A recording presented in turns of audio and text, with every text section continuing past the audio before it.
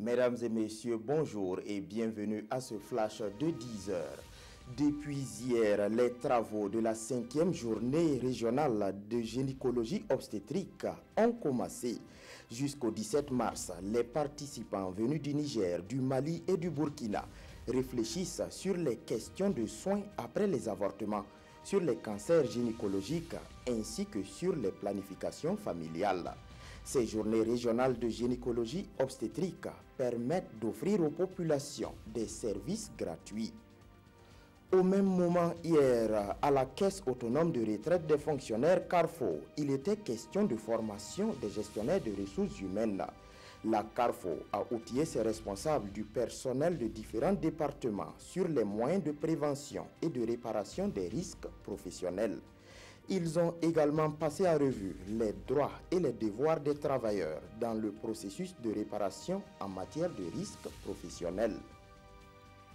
La Commission nationale de contrôle des engrais veut aguerrir davantage ses membres. Elle a ainsi ouvert hier une session de formation de 48 heures de ses membres à Bobo-Dioulasso.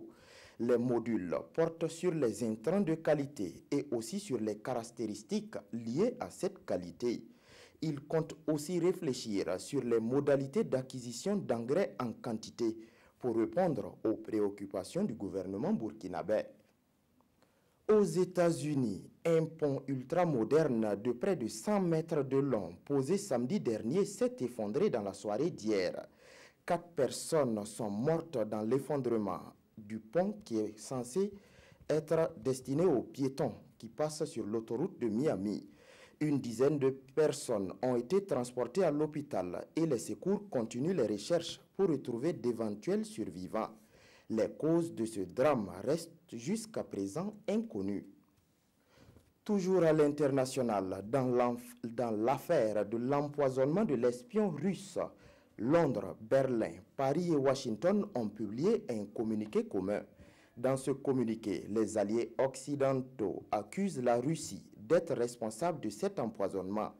Ils accusent la Russie d'avoir mis sur pied un programme d'armes chimiques dévoilé par l'ex-agent russe du nom de Skripal.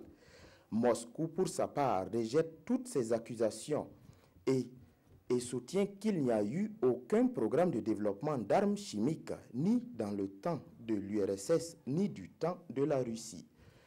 C'est tout pour ce flash. Merci pour votre attention. Marguerite Douagneau vous retrouve à 13 h pour d'autres actualités.